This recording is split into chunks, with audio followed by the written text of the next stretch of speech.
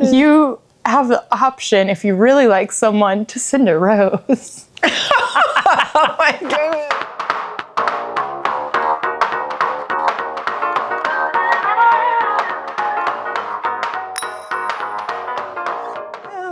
Okay, everything's working now. My bad. Okay. We just made... Wait, are we recording? We are officially recording on everything. Yay!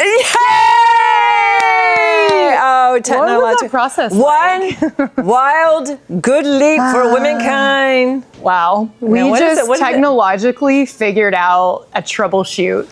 We're just missing the master behind it all. The man, the myth, the legend, Lily. Lily, the woman Joy who Kennedy. says, I will push every button, and she does. She's laughing. She's chuckling. She's going automatically. A hearty chuckle above the floors, the premises above us. It echoed across the cabin.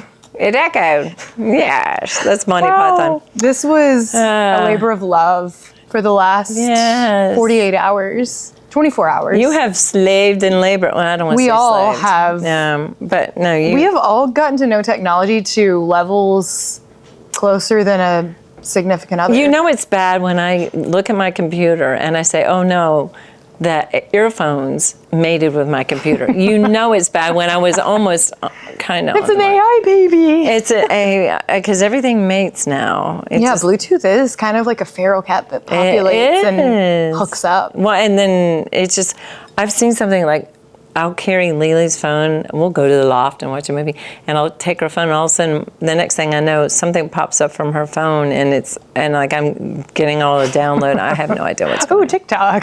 Yes, it was. But how have you been doing? We have, let's do some Aerosmith. We're back in the saddle again. I don't know that one. We're back. You have to. Steve Tyler. Yeah, I know Stephen the Dream On one. The Hoopy, what?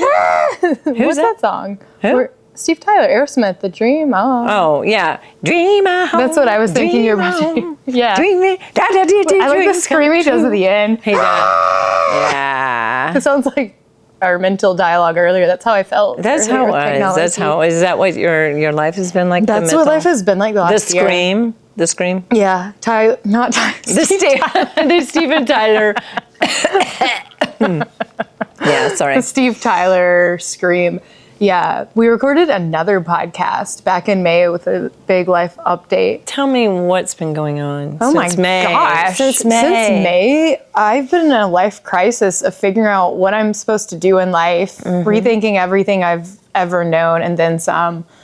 Wondering if I'm running to something or from something, trying to figure out a bunch of health and medical crap, but simultaneously having fun with life. You know, I think I've been learning to enjoy and appreciate the beautiful, good things of life amidst the crap show. But what about you? How have you been since May? You've been a nomad. I forgot what was going on in May. I don't even remember going through May. I think for the last 3-4 years, I've been writing, just in that writing mode, podcasting mode, dance mode, farm mode, business mode, taking care of Tink, who's, hip. She's doing better. We found a great vet. And just, it's been a very fruitful time. It's been, creativity is so what my heart is after. But then there's just, and I don't even mind the mundane, because I think during the mundane you really get to get to some creative moments, because your brain is clear. So I think there was a lot. I don't think there was much mundane, because I felt like I was going here and there and there and here and doing different things. But it's been exciting. It's been really challenging. I don't know when I haven't been thinking about rewriting or putting out this and doing that, and so it's been. Because you just came out with a novel that's been well, it's not 8 out years yet. It's It's a pre-order. It's up for Almost pre-order by the time this comes out. Order it. Tissue from In-Game Press, and so that's been. It's been fun. It's been a lot of fun, a lot of enjoyment, but. and a lot of great times, getting to know a new small group. And so it's been really, really good. It's just been, I remember last year about this time saying, I am just going to trust the Lord with my travel. And I've already said that again. And I'm like, how busy is it going to be? No, you're like, next let's year? go to the Swiss Alps. Yes. In December. Yeah, something like that. And so I really want my travel to be more exclusive. And you know what I want to make room for is road trips. Just the road trip. Like, Anna Gray, do you want to go to Wilmington? That kind of thing. Yeah, like spur of the moment. Yeah, and I think there wasn't a lot of room for that. Mm-hmm. And so I think that's what I missed the most, was the spontaneous. Everything was, what's on Google? What's the Google Calendar say? Almost feeling like you have to pre-plan everything to where it's stressful to see stuff versus the impromptu, hey, let's pack and just go. Let's just go. Drive to no man's land. Yeah. And I don't have something to do on Saturday and say, yay. So that is something I want for next year. I miss impromptu too. Yeah. Actually, Lily and I were talking the other week about meetups and stuff, because sometimes when you have so much going on in life, it's like putting people and things in the calendar. Yeah. For some people, I think it makes it easy and breathable. Right. It feels suffocating to me. I like things to be intentional, but also, simultaneously impromptu, to where you're not like, oh no, I'm stretched so thin and I have to carve out like this X amount of hours for it, and I'm already, like overwhelmed by everything else you have to accomplish in life and work and deadlines and stuff like that. I was thinking, I said to her I can't remember when it was, we were watching some movie in the loft, and I said, you ought to go to Europe with Anna Gray Smith. Oh my gosh, yes. Wow, that took my brain and neurons like a nanosecond to register. Yeah, I said you ought to do that. Europe has actually been on the horizons of my mind very, very recently. Yeah. Actually for a long time, but as of late, as in I was checking Google flights yesterday. Oh, yeah. No joke. And it's so cheap to fly to and from. Yeah, like $40 from Spain to the UK. I love you all, but like that means you're riding come in join. the You can economy. stay in the Swiss Alps or come with us. You all fly the economy section. I like the bougier. Yeah, I sit in the and low you all peasantry. stay in a hostel. I'm not staying in a hostel. Hostels are questionable. Yeah. So, but it feels good to do like podcasting. It does. Even though we sort of plan on podcasting, I feel like the creativity of it, how you described coming off of writing your novel, and I've seen the behind the scenes for the last, 7+ years of blood, sweat, and tears. Yeah. But the last year, it's been like intense. You've been in the zone, like blood, sweat, and tears. And I've enjoyed it. You mentioned yesterday that doing something creative. Yeah. Watching Tinkerbell. Tink is a creative dog. No one sees the Chewbacca right here, but she's so cute. But no, that's what I want. I feel like it's creative, and I feel like our topic. What do you want to introduce our topic today, Renee Leonard Kennedy? I think Anna Gray Smith, reserve that right to you. Oh, so you pass the baton back to me? I pass it because you're the one who did I influence you? You influenced me. But you were gone on a long trip to Florida where you spoke of, I will keep anonymity to said apps, but we live in the 21st century, the roaring 2020s, where we have these things called dating apps. Dating apps. I was in Florida, and we've had long talks about doing this for a very long time. But you only had the experience in the dating apps. And I'm not throwing you under the bus. Oh, you can throw me under the bus. Well, okay. No, I don't want to do that. But that's amicable. But I was in Florida, and then all of a sudden there was a point in my life, Anna Gray, I just remember, and I'm very content. So don't get me wrong. I am content with my life. And my pastor said the sweetest words to me. He says, Renee, you'd be very, very choosy about anybody you ever go out with. And I haven't been out with anybody. Welcome to the 21st century. And so I've been and I loved his words. And but I've not been approached either. So that's neat too. And I've just said, Lord, if you want. Okay, I've seen some men who seem kind of into you, but I think maybe you just don't notice. Into me. Mm-hmm. Yeah. But continue. Okay, I have no idea who you're talking about. I obviously don't pick up social cues. However, I was in Walt Disney World with a good friend of ours, Genevieve.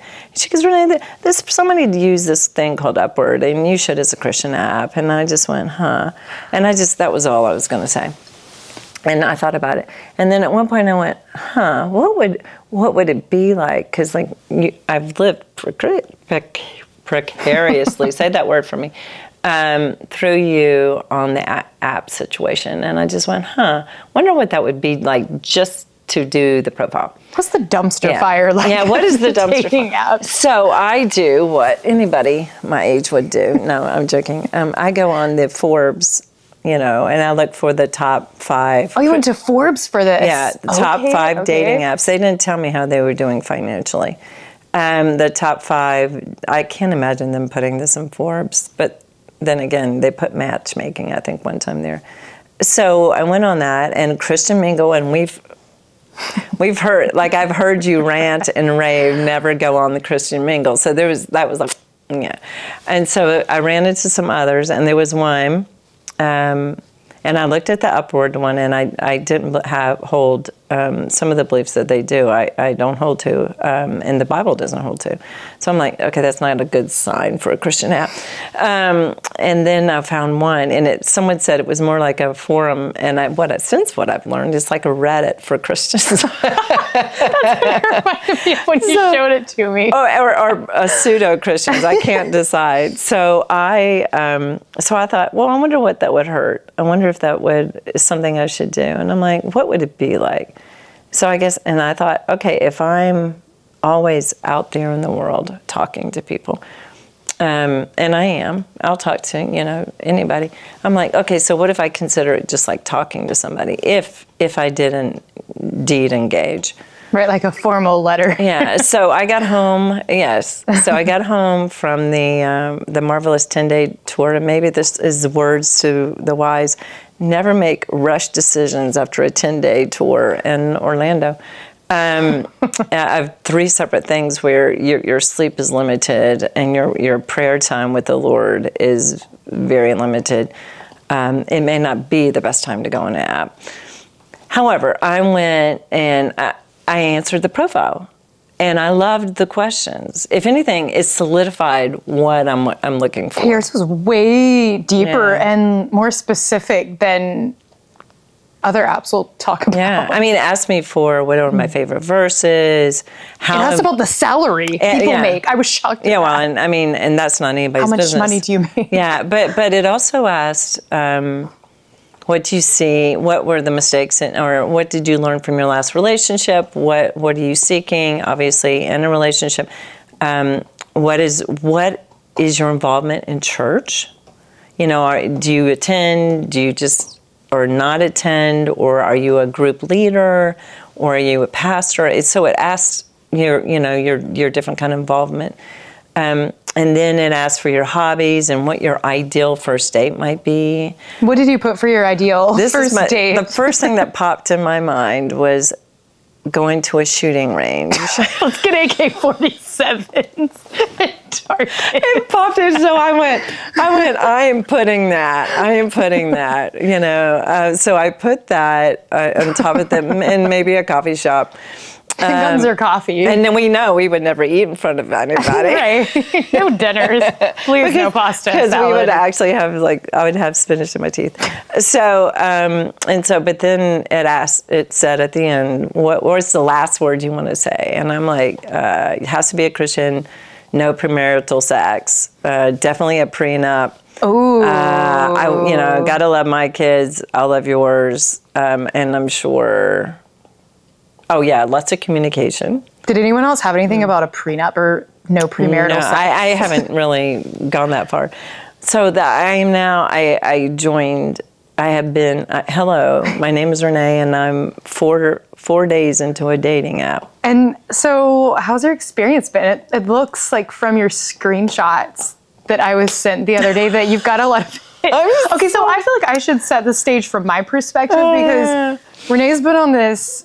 You've been on, a 10-day trek through Florida. Yeah. I really was not expecting this because anytime I brought up dating apps, you've been like, oh, no, I wouldn't, use this. Oh, I shocked you. I was really shocked because all I saw were these screenshots on my phone, and I thought, oh wow, Renee's gotten spam mail in her text. And then I listened to your audio memo a couple hours later that you had joined, said app, and these were your hits. But then today, when you were literally scrolling through men who, a lot of them live out of state too, I was like, oh, wow. I won't name the states for anonymous purposes, but tell me, what's your experience been like? Your first, now that you are no longer a virgin to the dating apps. Now that I'm no longer a virgin to the dating app. Anna Grace Smith. Spill the tea. What do I think about a dating app? What's your experience been like? I have laughed more than I've laughed in a long time. And I have to say, it's not at the way someone looks. It's not what I've laughed at, because we're all image bearers of the Lord, and so I'm not. You're so nice. No, but it's very true. I mean, everybody's different. I love looking at. I mean, it's nice. Everybody's different. But what I've laughed at is when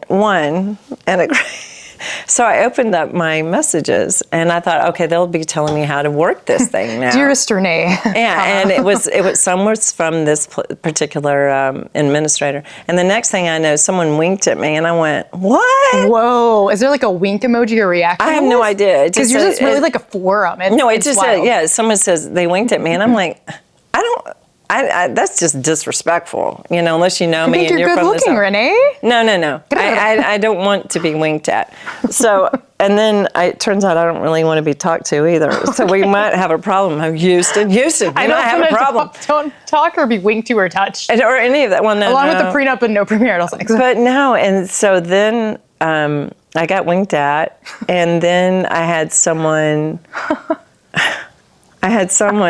And I'm like, this is really great. Okay, so again, I'm not laughing at the person. I'm just like...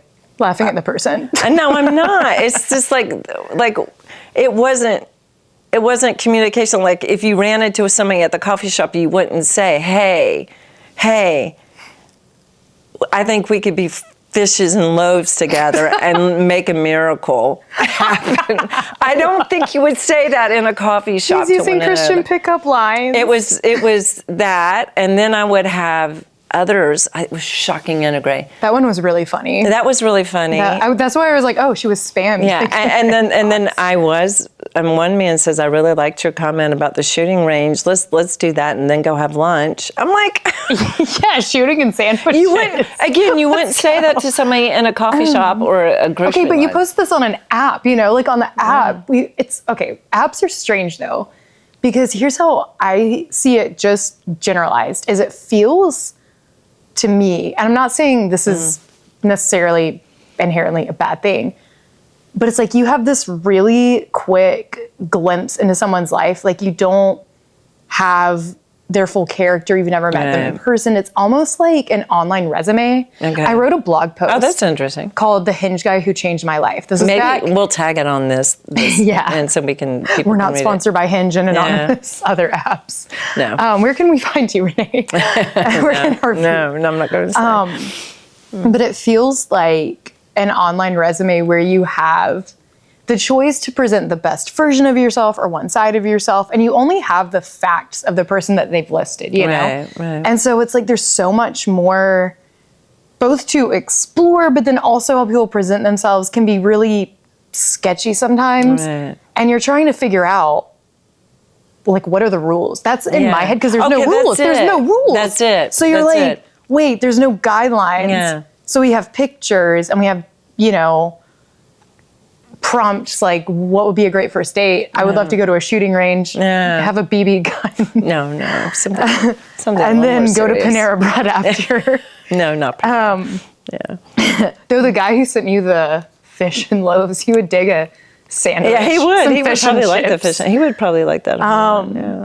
But it's like it's almost like you're trying to fill in these gaps because you only have the digital version. So it's not like bumping into someone at a coffee shop where that would be really awkward. Right. I don't, Yeah, but I also get it too, because there's some things that are kind of cringy, but it's like, how picky can you be with apps when it's a digital version of oneself versus the organic in real life chemistry that seems to be a lost art in the 21st century. Okay, well, with that in mind, why don't you tell me about your experience on one of your apps, and because there is an artificial quality about it. Yeah. And then we can get deeper into whether we think this is actual something we should even be doing. Because I at this moment, I can tell you, I'm really not feeling it. Not feeling it. I'm interested, like enough to go. Like I'm going to go see. It's almost like a gambling thing. Do you get notifications? I made sure I didn't get this, but no, it's almost like I want to.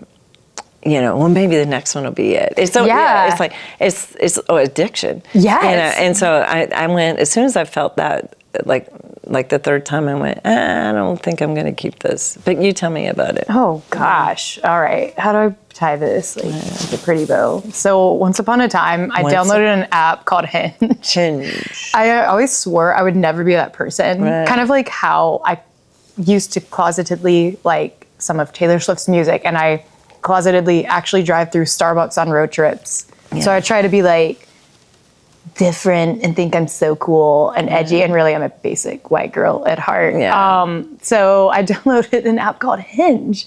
And it was really interesting because a friend of mine had tried it, and she said, Anna Gray, it was so wild because I made a profile and I had like 40-something guys the next day. This friend of mine did. And so I thought, wow. Is that good or bad? It depends on who you ask. That would scare me. Though I think that one was Coffee Meets Bagel. There is an app called Coffee Meets Bagel. It's questionable, kind of like, I've tried Upward too. In 2022, okay, so usually I try an app, after either a really terrible breakup. Right. And I'm not like a serial dater. I'm really content in my independency, but I love men when I'm dating them, or like in relationship. But usually I kind of test to see where I'm at, like emotionally and everything, to see, I'm open to dating by the time I create an app, I should say. So I'm not seeing it as this like fix all, but I'm curious as to what's out there. I'm like, are there any kindred spirits? Is there anyone who can, deeply philosophically, religiously engage in the same depths? Not that I think I'm just like such a deep person, but there's a certain type. There's a pairing of you. So I created a Hinge account. As my pastor said, be very picky. Yeah. Be very, very picky. And it's weird because it's like you're trying to figure out, okay, what's permeable versus like what's not. So I created the app, and it was really interesting because I've created a Hinge account like 4 different times now. The first time was like 4 years ago. But my last experience is you create an account and you answer some prompts. Like you can choose things like dating me is like, and then you fill in the blank. And what would be one of yours? Okay, so I put Wednesday Addams meets Plato's Cave meets occasional existential crisis. Okay, well, there you go. And so I knew the Plato's Cave thing would be a buzzword that's like, okay, people know that you're into deeper conversations, but you can put your religion in your profile. So I have that I'm Christian, and you can have like, also on your profile it asks if you smoke weed or not, if you drink or not, if you're vaccinated or not. Oh, my goodness. You can put your pronouns, your personal pronouns. So automatically, and this is just me, I might get like stoned for saying this, but if a guy had personal pronouns listed, or if their first pictures were like shirtless gym selfies, it's an X. So you only get one profile at a time. Oh, wow. So you're matched, and Hinge's mastery like will put people who you're probably most compatible with, and then you can hit this heart if you're interested.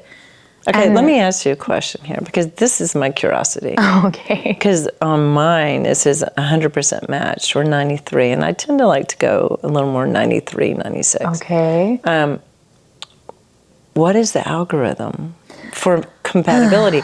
Are they trying to put 2 apples together that look just the same? I don't know, because it will give you sometimes a person and a notification that says, we really think you should match. And some people I've met in real life before, so it can be a little awkward on Hinge because sometimes you'll be in environments where you've met the person. And so you're like, oh man, I'm going to see this person again. That actually happened to me. Oh. And I said, long time, no screen.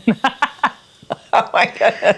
That should be your And you wonder, have they like told other people, yeah, Anna tried to match with me on Hinge, or she matched with me on Hinge. But so it didn't, okay, so what you're saying to me, you gosh. matched with them on Hinge, but you totally were not a match. Well, I don't know, because that's the thing. Sometimes you talk, and here's the thing where I don't know the rules.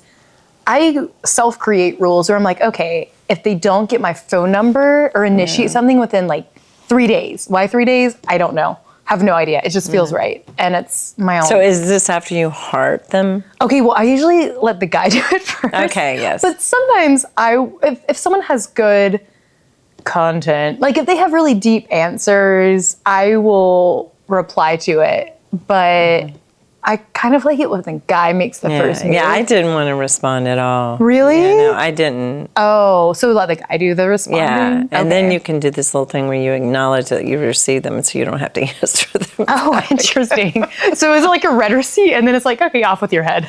It's really, It's like middle finger. You're cool but and all, they do have a list of rules, which is nice. really? I mean, in the sense of, don't be rude, let's be nice. Say please and thank so you. even if someone writes you should at least acknowledge them and Okay, so there are some rules that there you are get. some rules, but even then, it's so go ahead and Well, talk to there's me no about rules on Hinge other than like harassment rules. So maybe there are some, but you get like one profile at a time. So you don't What's get. that mean? Basically, a picture pops up and someone's name, and you see all their information. It's literally like a resume. Imagine someone sitting in a resume, like applying to work for you, and you see their picture. You can scroll and you see their prompts. You can leave an audio recording. Crazy. You also, here's the part. That's gross. This most digitally, aesthetically pleasing. You have the option, if you really like someone, to send a rose. Oh my goodness. And so, This is so embarrassing. even worse though is on Hinge. Oh no. If you it match. gets worse. So you click to match, and some people will serial match as many people as they can get their digital thumbs on. And so you have all these people in your inbox. Wait. I You mean limited they mine. can rose people all day long? You can send people a rose or heart people. So basically what that does is it sends a notification to the other person saying, so-and-so, John Doe liked your picture. Jane Doe liked your picture. And so you then have the option, the other person to connect or not connect. And so I limited myself to like 3 people at a time, which then felt weird because I had the same nuanced thoughts of like, in real life, I wouldn't do this. I don't really entertain, not that deep connections on Hinge right off the bat, but I kind of like talking to one person at a time, seeing if it goes anywhere, then moving on. But with the internet, it's really hard because it's like constantly, for me, this idea, and I think for a lot of other people, of like, but the grass could be greener, but the grass could be greener. And it's like a pick and choose, Mr. That's what it Potato feels Head, like. a buffet of like, here's your options. So with any guy I talk to, I have the idea in mind, like they probably have 5,000 other women on their profiles. My profile was interesting because I put purposefully unattractive photos. Yes. And I was told lovingly by a friend that one could indicate wrong signals because I'm leaned over eating a piece of watermelon with like my hands on my hips. Oh. That was actually a candid photo. Maybe I'll post it. Maybe I'll post a blurb of that photo in my profile. That would be and I put a screen name as Lucy, which is my great aunt's name. And so then I had to tell everyone after I knew they were a decent human, or the few people I selectively chose to talk and chat with, that my name wasn't actually Lucy. My name is Anna Gray. Well, no, everybody on this app calls themselves by Their actual alias, unlike no pseudo things. No way. Journey, yeah, and I didn't. Sparkles. I am sorry, I did not know that was supposed to. So What's your pseudo Renee name? is out there. Do you have a pseudo name? No. What am I going to sparkle plenty? I mean, what am I going to do? Dating apps are interesting though, because the meeting in real life is the most interesting part. Because you think about people who we've met like even podcasting, where you see them on a screen and then you meet them in real life. Like it's kind of trippy. It's but does Hinge give you protection? Because I know this one does. It says never meet, stay on this app for X amount of time until you go off, before you start communicating off the road. Oh, interesting. Yeah, this one has safety guidelines. They might be different, but it definitely... I haven't read any of the community guidelines. So maybe I think that would be very interesting rules. because this one's like be very, very careful about meeting where you meet in public if that's what happens. Yeah, they have Hinge has some stuff like that, but it's interesting because with the men on Hinge, it's interesting, and I wrote about this in a blog post because it's not that all the guys are bad. Like there were some meetups where I thought, wow, this is a really cool person, and even if it didn't work out because of like distance or something, or just realizing life circumstances or chemistry or whatever, this isn't going to work out. I still wouldn't dub every single person as, being in the dumpster fire. Right. But I noticed personally that in my age bracket that that a lot of the men, some seem legit and like they're genuinely looking for, a life partner or a committed relationship to see where it goes. Because you can have that on your profile too. You have one group of people that, in a nutshell, it's so hard to put this in a nutshell, that genuinely seem like they are quality men and they're looking for quality women. Right. And they want to meet up and just see what's out there. And then you have this other group that I think are either have like unprocessed relational trauma they're still working through, libido that's really off the charts, are some who are really just on it for kicks and giggles and really have no interest in pursuing anything with monogamy or of good quality women. So those are the obvious ones. What do you do about the ones? Well, sometimes. Oh. Sometimes. Sometimes you think you have quality people. And the skeletons. Okay, so like a couple of meetups that are interesting. One guy kept extra hair ties in his glove compartment. And I laughed. I said, do you keep these for your Hinge women? And he said, yeah, actually. And he said, I recommend pulling your hair in a messy bun. So it felt kind of scary. Oh no, this is scary. Yeah, it was interesting. So you didn't meet up with him again? No. Okay. He said his mom recommended he watch. His mom? He told me. Oh my goodness. He told me his mom recommended he watch videos on dating. It's funny though because we actually it was not a good date to say the least, and that's not just me being picky. It was there were some off-putting aspects of it. Right. Very fine gentleman. He said he wanted. Okay, so here's the thing. He had a good profile, right? Right. He seemed like a quality guy, and his profile. Maybe he'll watch this too. Keeping not. Maybe this is one of the things he'll watch. Maybe this is one. I come to you in love, brother. He said he was searching for a God-glorifying relationship. Right. And so, that's good. No crazy pictures, seemed to be adventurous, the sporty travel bug. Right. Nothing that screamed like psychopath, pervert, right? And he wasn't that way in person either. Fine young man. However, our date wasn't off to a really great start. It was just there were some moves made that were a little beyond awkward for it being like only the second meetup. Right. There's physical touch or something. Yeah. And for me, I'm very much not wired that way. So long story short, it wasn't really off to, super great start. And so keep in mind, don't touch a woman unless you know her. Don't hold their hand and say, okay, to make this date official, I'm going to hold your hand. After we signed the prenup. And then after we signed the prenup, and we shoot with AK-47s at a shooting range. And then have fish and chips and bread. To go Matthew. And a rose. Mark and Luke style. Yes, and a rose, a digital rose. Is there a fragrance with heart?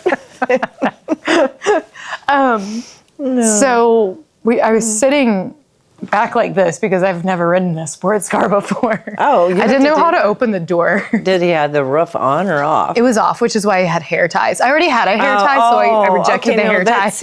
Okay, that makes it a little less creepy. Because that is true. I mean, but if you keep extra hair ties, this is true. You know, and I'm not trying to sound like I'm ratting on men.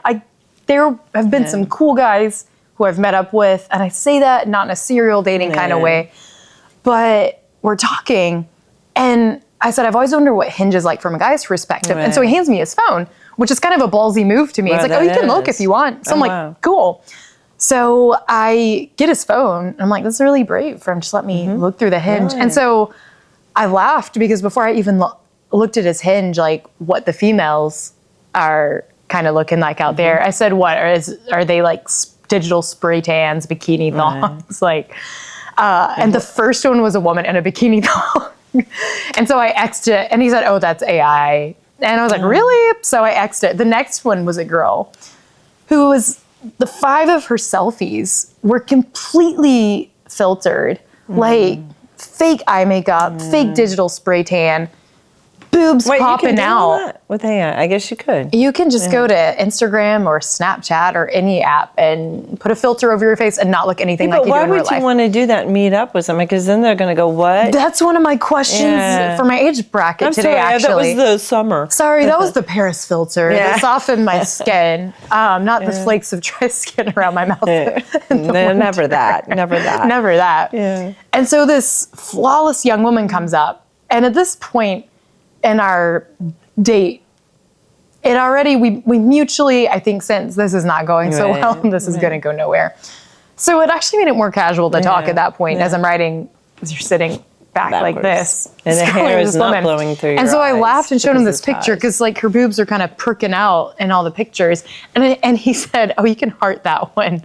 And so I said, wait. I said, "You're searching for a God-glorifying relationship. Are you sure you want to heart this?" And he said, "Yeah, she says she's Christian, so you can give it a heart."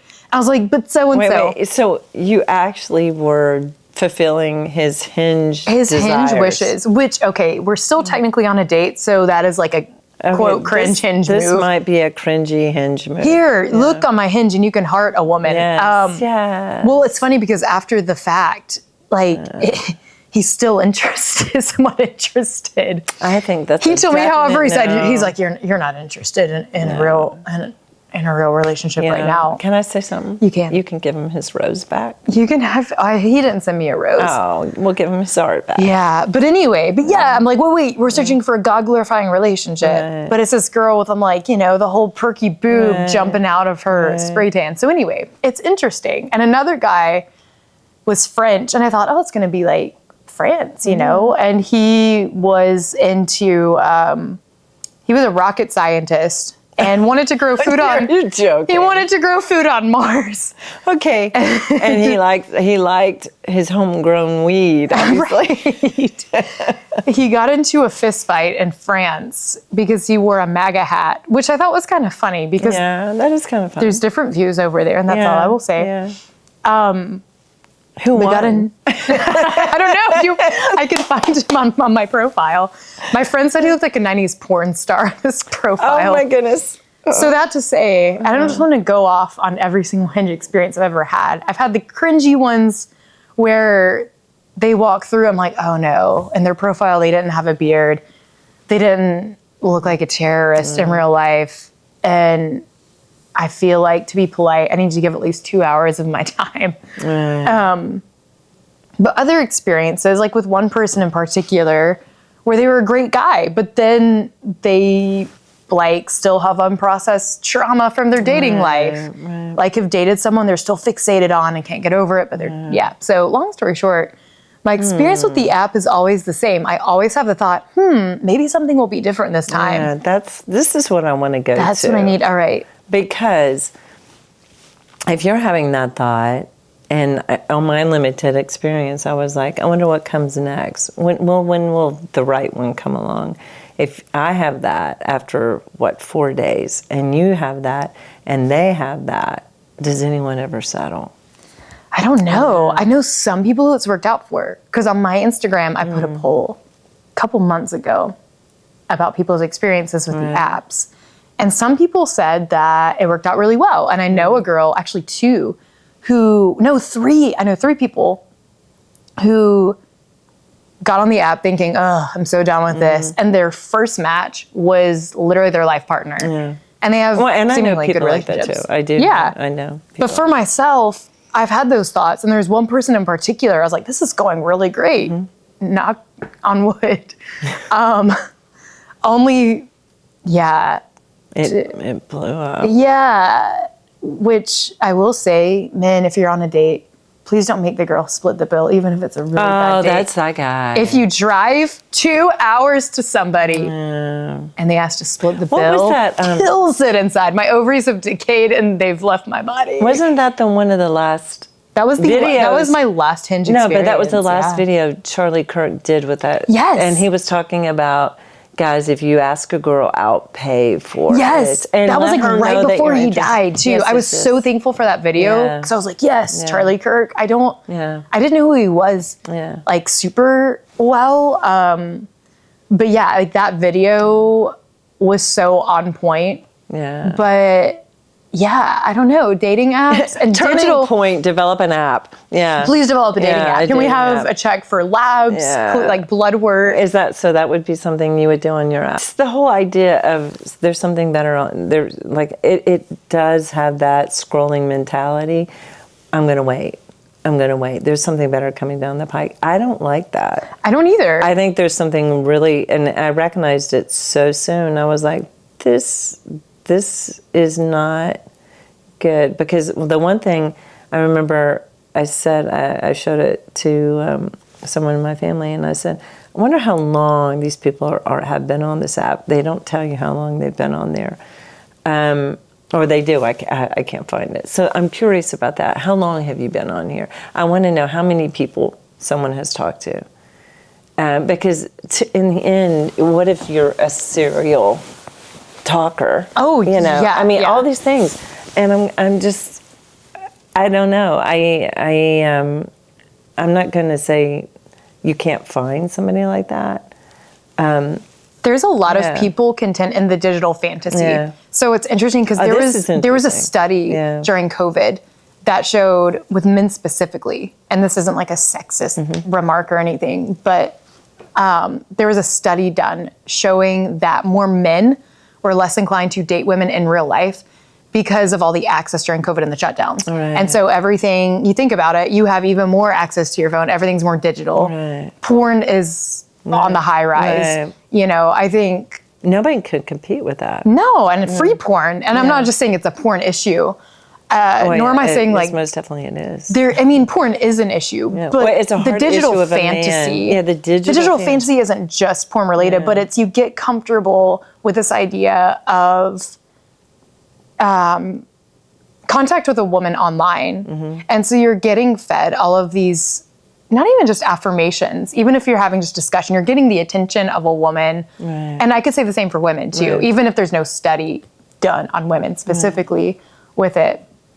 But you're getting the interactions, you're getting the emotional fulfillment that you would get like in a relationship. Right. And so there's this real complacency that I've noticed, especially on the apps, where guys are almost content to talk for like weeks.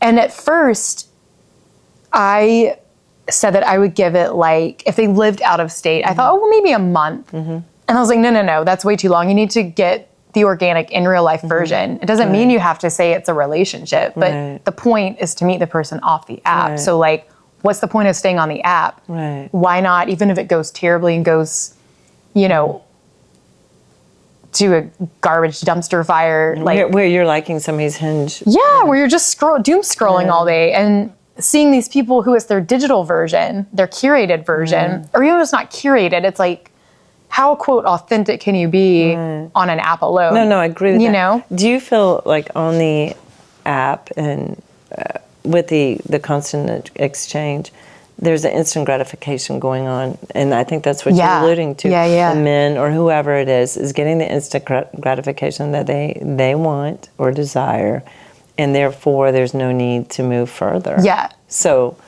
we're basically talking about not just spiritual, but physical, mental, emotional immaturity. Yeah, and you think about it because even Hinge is a more tame app than like Tinder. Yeah. Yes, some people. Tinder is more of a at least it's honest hookup app. I mean, and not that I advocate it, but it's honest about what it's after. Yeah.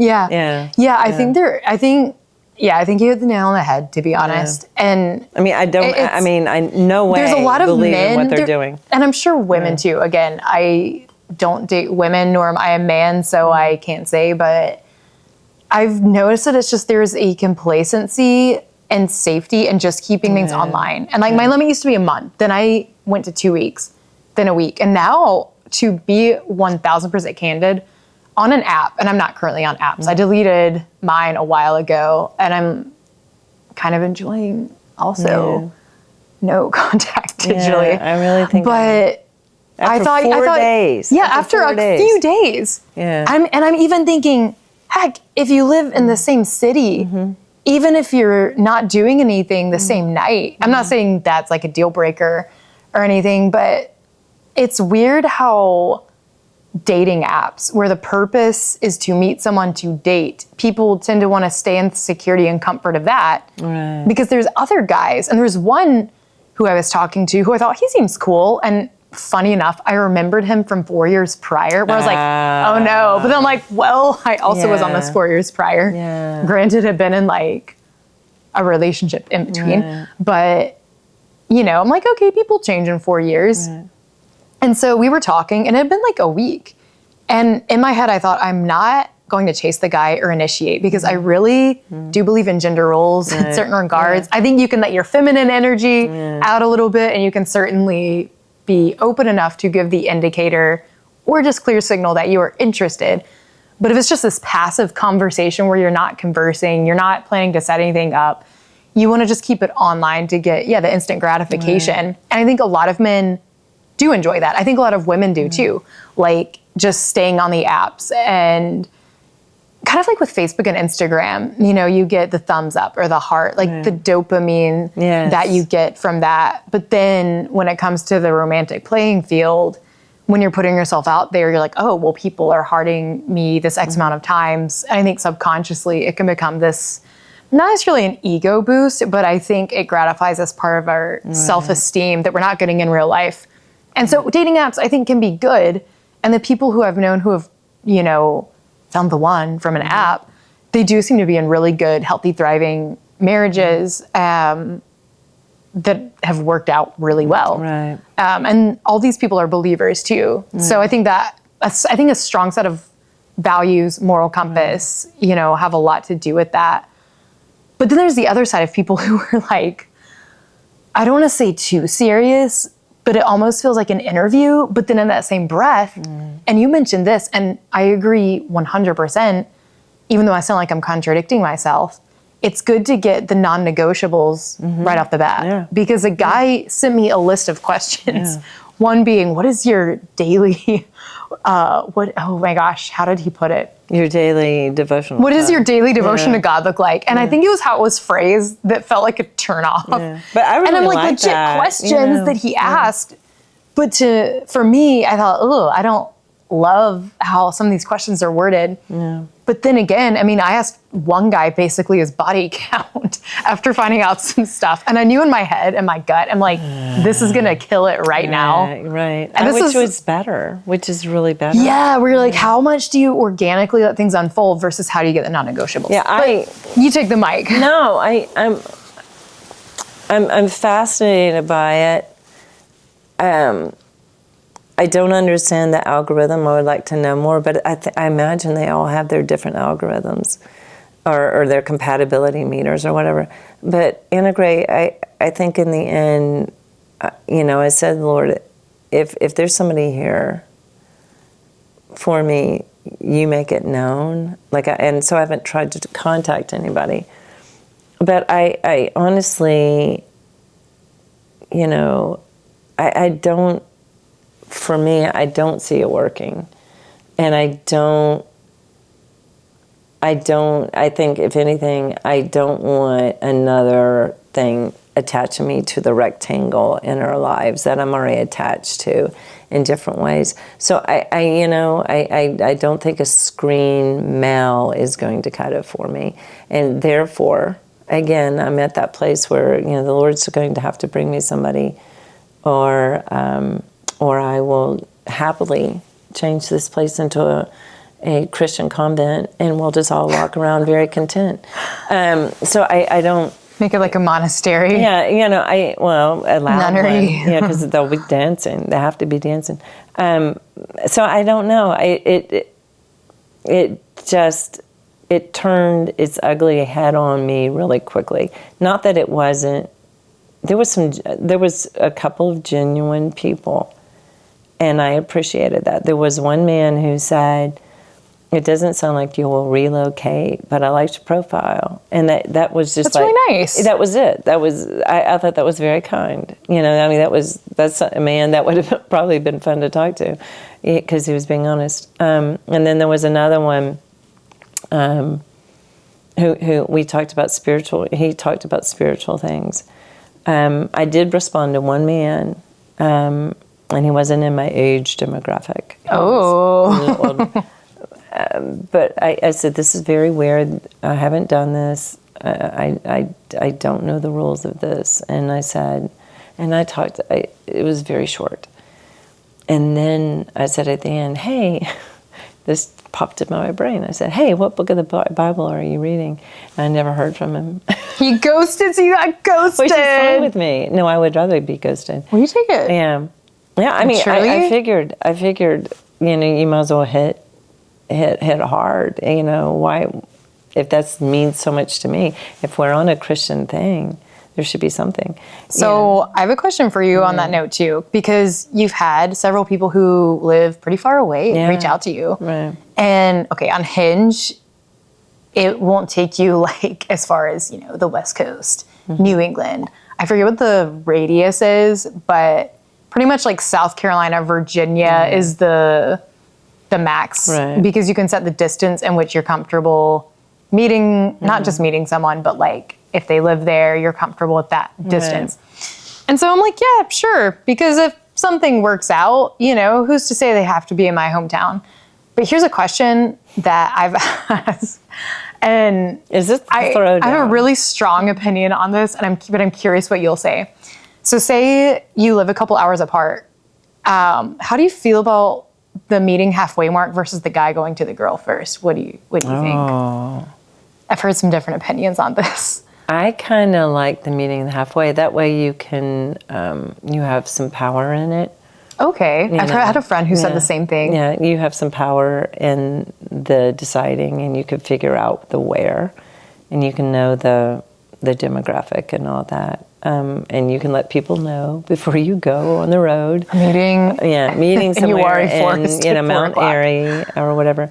That would be my thing. Okay, yeah. Interesting. I have a friend who has the same opinion. Yeah. Because I have this burning fire in me that I don't want him near my land. If the guy, at least, even if prefer him not to be in my hometown, which I usually don't, if it's my smaller hometown, because everybody knows everybody. And I think it's so passive and so sets such a tone for how things would go relationally when a guy who lives, say, an hour away asks if you go to them or if you meet halfway. Yeah, no. If someone wants you to come to them, that's an automatic no. I think it's just the willingness to. I'm not opposed to meeting someone halfway, nor do I have the idea that, say they live 2 hours away, which has been the case. I don't expect in the dating scene altogether that they should come to the girl, go to the girl every single time. No, I think but gives I think you the first mutual. meetup, It's very neutral. I like it. It's Yeah, very much yeah. like, England fighting France. You meet in the middle, okay. and you have your people surrounding you. Okay, interesting. yeah. I've heard like really different thoughts on that, but I personally, it makes me feel kind of like an alpha female, and I'm not an alpha female. Wait, what makes you feel an alpha female about If meeting? a guy wants you to go to them, No, I would not for go the to them. first, not like to their house, but say they live in a bigger absolutely. city No, or halfway, no. like they're unwilling. No, It just- that's an automatic no. And again, I sound like I'm crapping on men. I love men. And I will call out women all day long too for their spray tan selfies and curated versions they're posing to guys. But I purposely did put up my person who looked at it, my daughter looked at it, and she goes, "Why'd you put that photo up?" I said, "Because I didn't want to put up, a portrait kind of thing. here's my headshot. Yeah, I wanted to be real. Yeah. And what I do appreciate on this one app is there are more real photos. There are more. I did notice that too when you showed it to me. Well, and I don't have anything to compare it to. Now, however, what I don't appreciate, and I remind all us elders, Botox is not flattering. Botox is not flattering. On what age? Nor are filters. Filters are kind of the digital Botox. Yeah, well, I don't mind Yeah. a light filter, but I mean, you can tell heavily edited things. I mean, it just, and the other thing I want to say about the profiles, if someone is responding to you and has more adjectives before nouns, descriptive, and it's flowy and wonderful and it's beautiful words, I can tell that you're AI.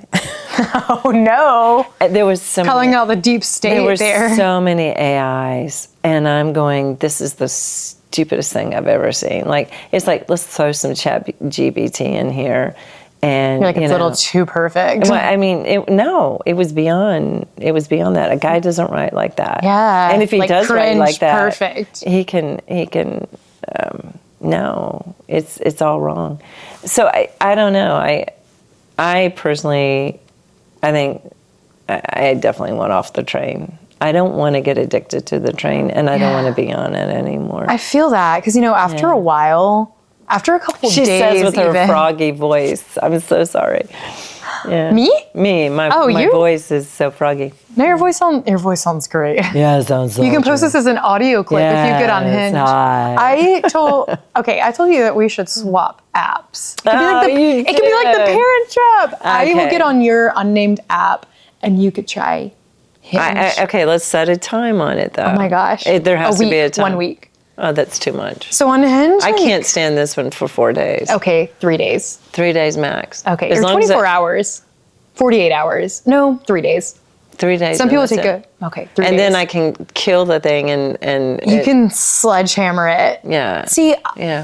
Hinge is difficult for me too because it also brings out, I don't say the worst parts of me, but makes me feel really judgy because we were briefly talking about this the other day, but you could have a digital profile where your first reaction is like, pass. And I find myself like swiping and I read the actual content too, because sometimes somebody might not be, digitally alluring, but they really seem like a good quality person. And so I'll match with them because people look and organically react like way differently in real life than they do on the internet. Like some people can seem really confident on the internet and be socially so awkward, have zero conversation skills, or even if it's not negative attributes per se, it's just a different version you're getting than you see online. So someone could be like absolutely amazing in person, but maybe I swiped past them because their digital resume didn't seem like, quote, compatible. Or someone could be a douchebag in real life and seem really great on the internet. Problem I have with all this is the problem is the unknown. Yeah. I mean, which comes back to the apps in the digital era. But it also, it's human nature. You can marry So the human somebody. nature behind the screen, you're saying? It is the human nature because, I mean, you can marry somebody and you wake up and you go, oh, you know, you have those chemicals that work in your brain for 26 months. And then afterwards, the real stuff hits the fan and you realize life is really, I'm going to be with this person for the rest of my life. And this is, you know, we have problems. We have to work through this. We have to, you know, marriage is work. And it's not bad work. It's just, you have to make an effort. It's like physical fitness. You have to train, and you have to do that in marriage. So the thing is, I don't think it's just the digital thing. I don't know if men, there's a lot of divorced men out there. There's a lot of men who have not committed, and there are women like that too. So I you know, to look at the heart of it is really it's really a heart issue, period. Whether it's digital or, you know, you're meeting somebody for the first time. You know? I think you're right in the fact that it's really the person behind the screen because it's not that, like, same with social media. It's not that is what makes people unhealthy, but it's that you can use something that's good or even connective and turn it into something that brings out your less than pleasant colors. I think with dating apps, it has become a lot of the same. I mean, there was one guy who literally considered our FaceTime call a date. And I'm like, I didn't even mean Did he charge you for it? Subscribe to his Patreon. I'll take Apple not a Pay. date. That'll be $650. I hate FaceTiming too, by the way. I just want to throw that out there. No. Like, a phone call beforehand to make sure it's legitimately a person, that's fine. But, you know, like, meet somewhere in public. If Gracious. you're worried they're going to be a serial killer. What? A FaceTime. Yeah. I'm like, wait, that's considered a date? I don't consider that a date whatsoever. I would even say that the first time you meet up, you say, hey, this isn't a date. This is just to meet you. And it's a meet, what do they call them? Meet cute? A meet and greet. What is the definition of a meet cute? I don't even, I've never heard of this term. No, someone threw it out there. There are books like that. Or a meet and greet. I wouldn't even consider that a date. Okay, but here's the crux. Like, the problem a lot of people are having is in reality, face-to-face contact, people aren't, men and women aren't experiencing the same reciprocation that they did, like, in my parents' era, you know? Where you would... Why? Spill the tea. It's very easy. It has Bluetooth on it, hint, hint. You guys are used to looking down, and it's not even your generation, it's the generation below you. You said it when you went to France. What was different about France? Right. Everyone's, like, connecting in real time. But not just in real time, but face-to-face contact. There's no phones, no devices. Yeah. Phones. Yeah. People are playing games. Yeah, teenagers too. Yes. Yeah. And they're out there talking, and they're gathered around a table. Reading books. Yeah, like real life. That is so true. All right, so the conclusion, move to Europe. Yeah, perfect. Well, no, I don't even know if that's it. But, I mean... Is it an American problem then, do you think? No, I don't think it's just American problem. But why culturally then? Because another, like... I mean... Cell phones, South Korea, crazy with them. But I guess what I'm trying to say is, like, in Europe, for example, people aren't on their phones as much. My first day in Paris, and I'm not saying this at all as a flex thing, it's just the fact of what happened. I love how assertive European men are. Because if they like you, if they find you attractive, they say it and they ask you out. Oui. Okay, kid you not. It's that little French I was taking pictures, and my friend was like in a shop or something, so I was just taking pictures around, and I really was taken aback. This is how, like, I guess brainwashed I've been by the digital American era, and maybe it's not just an American thing, but this young man comes up with this thick French accent. His name was Pierre. And I feel like I can name drop because that's the most he won't. stereotypical French name you can get. Right. He's it's not a lovely going name. to find you. Pierre. But he was a local news anchor And he asked me if I wanted to go out on a date. He paid a compliment. And I was a little sketched out at first because I'm thinking, oh my gosh, like, you know, here I am, an American woman. Like, is he going to take advantage? And so I did some Google stalking. We exchanged Instagrams. I was with a friend, so I didn't go out with them, but I really appreciated it. And there were... Yeah, but like he judged you totally and completely on the way you looked. Yeah, but there's nothing wrong with that inherently either. Like, I actually liked it. Not just being judged on the look, but with other men, and I'm not just saying it's a European thing, but something I've noticed is if they like how you look, they will pay you a compliment. Right. If they want to go out on a date with you and they're interested, they make it known. Now, sometimes it does come across a little too... Material? Yeah. I don't know, actually. Physical? Maybe. But I think there's a beauty in that, too, because then you take our circumstances, for example, right. and you see people, like, yes, people are making moves on women, but we put so much... I don't want to say we overthink it, but yeah, we overthink it. Well, either that or we lie about ourselves. And, you know, when the guy, whatever the meter is, we're going by that meter. Pierre went strictly, okay, she's taking photographs like it. She's a gorgeous woman. I'm taking her out. He judged you completely. But we take dating like too... but I do see what you're saying. Yeah. But again, like... Yeah, but then, I mean, you can lie on anything. If you talk to somebody right off the bat, he too, was 'cause more honest. Yeah, that's what I'm saying. Yeah. I mean, then if it's not you're not compatible. Yeah. But I do agree. Like, Yeah. looks alone, I think there's definitely like substance that goes into dating. But with American dating, in my personal experience and in a lot of men and women, like friends of mine, there's this level of emotional unavailability, or people aren't getting the cues in person because people are glued to their device, or you'll have people in your circle, your social circles, like your church, I don't know, just different groups you're in, work, but you'll message online. So instead of like making your intentions or thoughts known in person, because that means you're gonna have to be really vulnerable.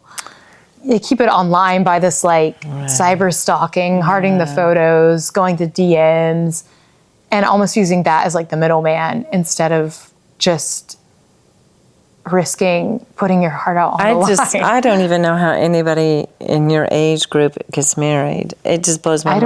I don't either. I pretty much am very set on just putting yurts up around the farm and just calling it a convent for all the the unmarried women. Thanks. Yeah, not to you. I mean, I didn't mean it that way. It just seems so difficult. It is. Yeah. And see, there's a lot of people. And I mean, I could say it's very difficult for me, but then, you know, I have children and all that. But yours.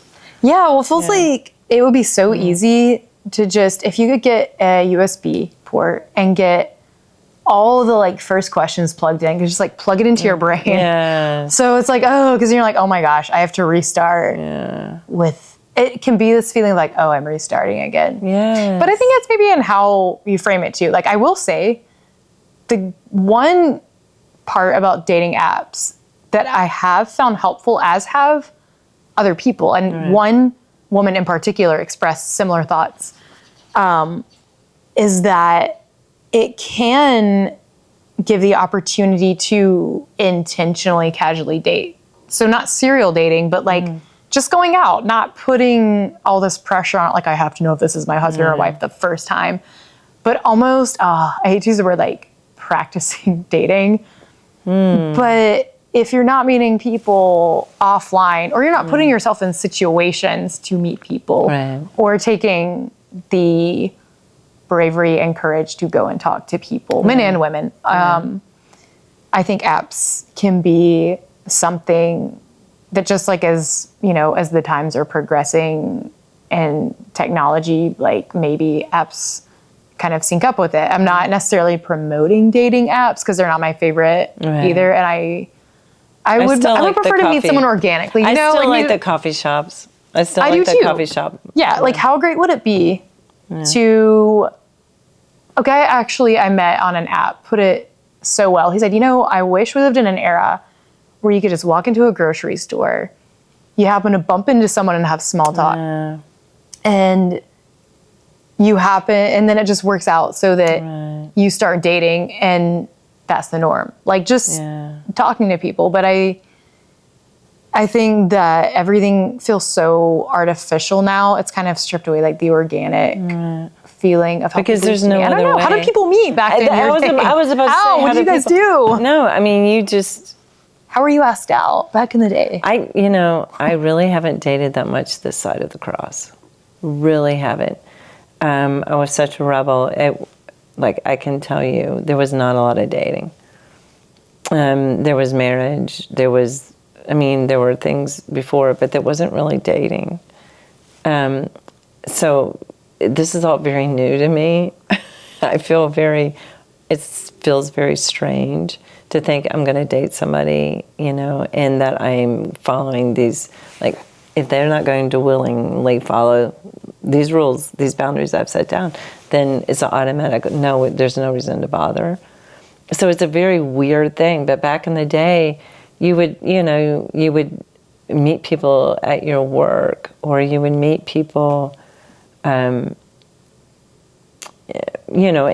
a sports situation, or, at churches and things like that, and group gatherings, school, college. College was probably my generation and the generation behind me, the chief place that people met people and married them.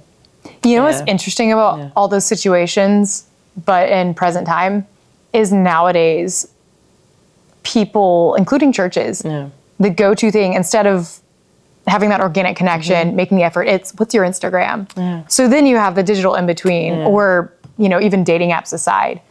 But people can use like Facebook, and there's Facebook dating now too. That's an app within Facebook. It's interesting. Yeah. And I would rather just... So you're still having the digital version of someone where it's like this DMing back and forth, or, you get hearts on your photos. So it's like, I don't know. How would you tie this up in a pretty bow on our thoughts on dating apps? Should people use them? Should they not use them if they work out? Should we destroy them on our phones altogether? Yes, I think so. Okay. Well, I'll take the 3-day challenge, and that'll be it. Ooh, okay. Okay. And even then, if the Lord says no, I'll definitely do it. I will only do a comparison for the two apps. Just to see. And I hope I'm not lying to myself. But I think we get back into play.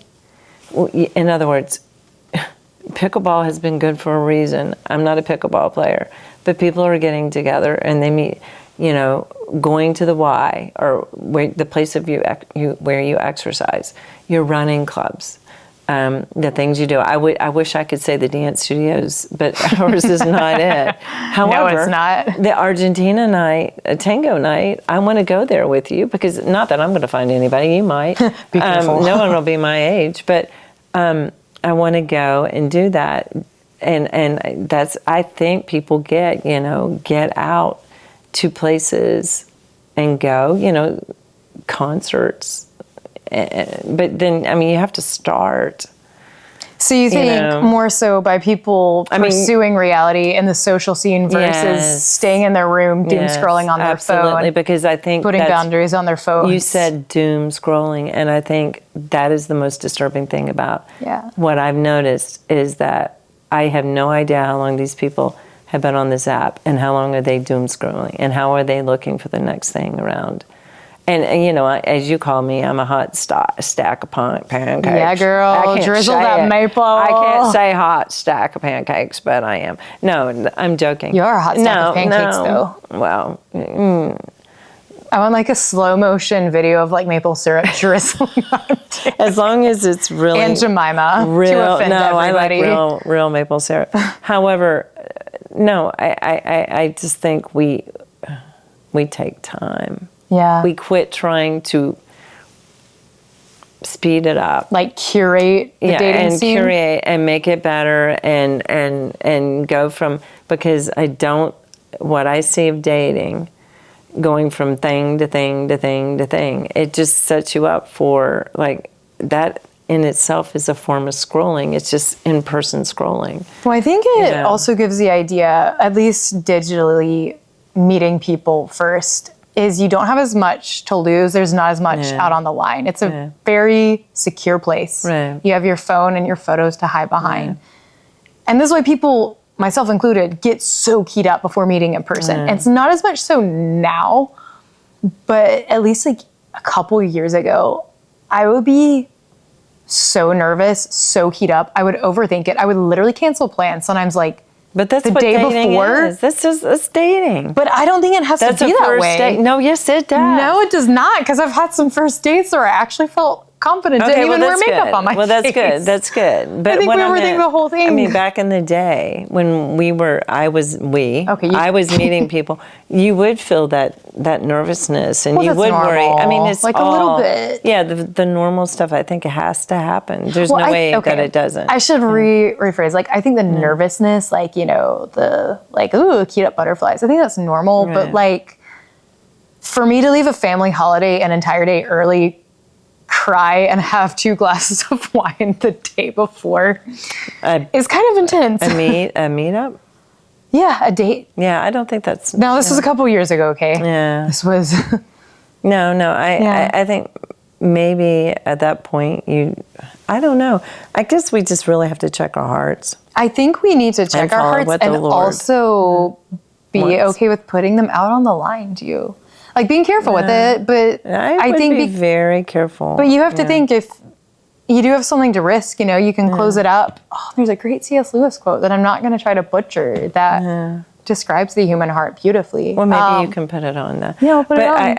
I do think there's a risk with it, there is too. a guarding of our hearts that has to go on, because otherwise, Like you know, there this is, but it's constant like, nature. here's the nuance of that I've realized. Like, guarding your heart, but then not it being open enough to let people in, but not to where you're so emotionally attached that it's exactly just right. devastating. Yeah, you know, because it's like C.S. Lewis describes it as like, he doesn't use the word guarding your heart, but essentially it's like putting it in a coffin where absolutely nothing can get to it. It's completely protected, but it doesn't And experience he had great joy. love, or you can risk it and it might get beaten up and battered and bruised, but also, you know, it's like a dance and a tango. Yeah, I of the do two. think it's a tango, but I think it's a thing where the one thing I will say, and I will give a nod to the dating apps, are that it is a resume where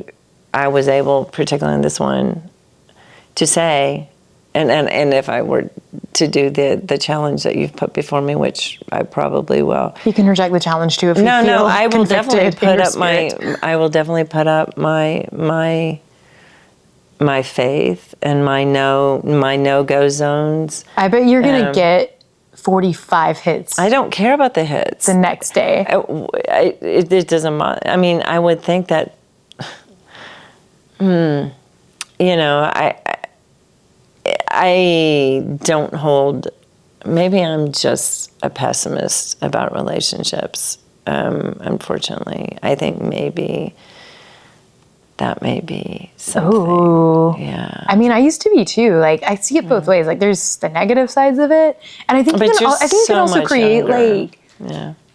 limiting beliefs about dating, where you're like, okay, I'm going to put men through a formula because I've experienced this in the past. I'm going to experience the same thing again. We have the therapy dog. Yeah, she knew you needed Tink, her. what's the cure for it? But I don't know, even on dating apps too, though, like, I think if you go into it thinking this is going to be terrible, everyone is just a, you know, libido-filled male who's going to be emotionally unavailable, you know. Check, of course, check. that's going to be your experience. But there are good guys out there. Yeah, I think yeah, no, it is I'm not important trying to to cut the acknowledge, male- like, melt down. No, I agree can be a with pessimistic dater too. I crap on the dating scene all the time. No, I think the thing is to realize its limitations, which I think I do see, and then at that point, call it a day. Yeah. You know, and And just it's time to see- delete the app and say bye. You know, and it was at the very least, I think the best thing about filling out the profile, it made me aware of what I want. You know, and so look, I've got this written down. I clarified this. That was helpful. So I'm a different generation. Yeah. And we didn't but we were a very perverted generation. I mean, we are too. We just have a screen to you do take and send You do. naked selfies on. Yeah, but we were very outward, and very outward, and so there's a lot. Either way we go, this is funny. Your generation or mine, there's a lot of history. And when I say that, I have the lived experience history. And your generation, and as a general, has the scrolling. Your eyes have seen more than you should, and I have lived more than I hope you do in that regard, of the things outside of the Lord. And so that I think maybe we're on equal ground. I think so too. I think all of it, so much of it is like subjective experience too. Yeah. But like, okay, before we finish this episode, I'm curious, what is just one of your non-negotiables? Because of what you said about having this self-awareness with the app of realizing what you want and what you really don't want. Because like some things I've realized in myself, okay, I'm a little hard on that. I can make this like flexible. Whereas I'm like, nope, these are absolute black and white. There's absolutely zero way I would ever compromise my values, which obviously are tied to my like moral and like biblical beliefs. So what's like one or two you 100% would like as a non-negotiable? Non-negotiable has to be a Christian man who's actually active in his church. Has to be. And no premarital sex. None. Wow, and everyone gasps. None. And then that immediately takes down the You don't percentage. want some loser to come move in with you while you're engaged for 3 years? None. And I already mentioned it, probably a prenup. And and that may, or I'll have to talk to my pastor whether that's biblical or not. Would you sign a prenup if a man asked it? I would absolutely would love to sign a prenup. Have any of the guys on the app had a prenup? No one. I was the only one, and definitely a shooting range. Interesting. It would be great if they danced. Probably our good friend Shonda said, Renee, you're going to have to find a man who can keep up with you. And that would be it. And not that I'm a busy person, but for the moment, the Lord has given me a certain amount of health. I don't want somebody who's sedate. Oh, I did put if you're into gambling, porn, or TV all the time, endless TV, then don't apply. Those are my non-negotiables. I like it. Okay, what about you? I would say non-negotiable. And this really would tie into, I guess, a lot of different areas of life. But, oh gosh, this is going to sound really not vague, maybe more broad. But a non-negotiable is supporting a lot of these ideologies of this new progressive, like, sexual revolution. And ideas on marriage, sexuality, call me old school, call me old fashioned, but there's a lot of new ideologies, which I could name off a million of that. Even if I had no religious beliefs, I would say this is absolutely destructive. Right. This is absolutely mutilating to the human body. Right. This is not true love whatsoever. This is the most distorted version. Are you talking about the poly? The poly people? Yeah, poly. The poly pockets? Oh, yes, the poly people, and a lot more expanded from just that. But just these, really having I would say,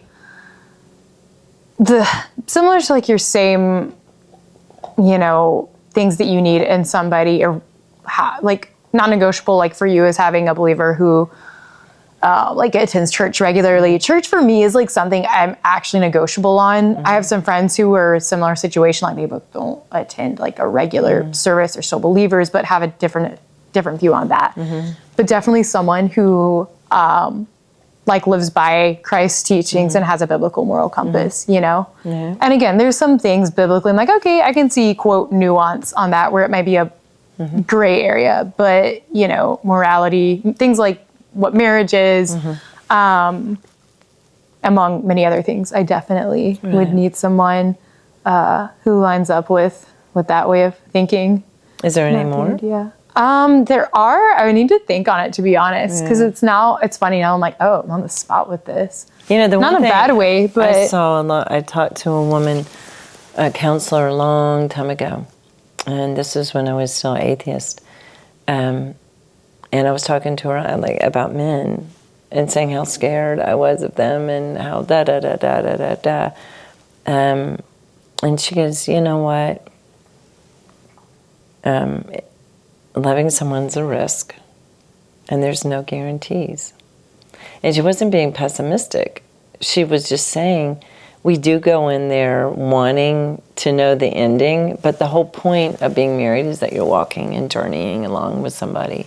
And I think we forget that. I think a lot of us want, and probably me, like you say, wrapping it up in a nice little bow, I really want to know the beginning to the end. And that's not life. It's like you can control the income, but you can't see the outcome. This might blow up. It could.